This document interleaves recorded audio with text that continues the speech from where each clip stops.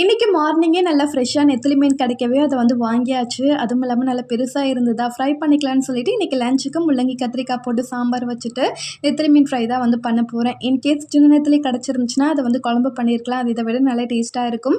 இன்றைக்கி ஃப்ரையோடு முடிச்சுக்கலாம் அப்படின்னு சொல்லிட்டு சாம்பார் வச்சுட்டு நெத்திலி மீன் ஃப்ரை தான் வந்து பண்ண போகிறேன். மசாலா வந்துட்டு இன்றைக்கி வந்து ஷேர் பண்ணிக்கிறேன். உப்பு சேர்த்து நல்லா வாஷ் பண்ணிக்கிட்டோம் அப்படின்னா அதில் உள்ள கொஞ்சம் ஜாலுக்குமே வந்து வந்துடும். மசாலாவுக்கு 1 ஸ்பூன் கார்ன்ஃப்ளவர் மாவு, 1 ஸ்பூன் மிளகாய் தூள், 1/2 ஸ்பூன் கரம் மசாலா, தேவையான அளவுக்கு உப்பு, ஒரு கொத்து கருவேப்பிலை, 4-5 பூண்டை தட்டி சேர்த்துக்கிறேன்.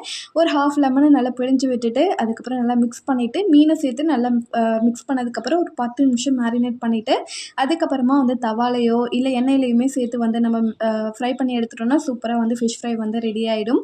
எனக்கு வந்து மீன் குழம்பு, மீன் வறுவலை விட சாம்பார், மீன் வறுவல் இந்த மாதிரி சாப்பிட்றதுக்கு பிடிக்கும். உங்களுக்கு எந்த மாதிரி சாப்பிட பிடிக்கும்னு மறக்காமல் கமெண்ட் பாக்ஸில் கமெண்ட் பண்ணுங்கள். வீடியோ பிடிச்சிருந்தா கண்டிப்பாக லைக் பண்ணிவிட்டு சப்ஸ்கிரைப் பண்ணிக்கோங்க. பாய்.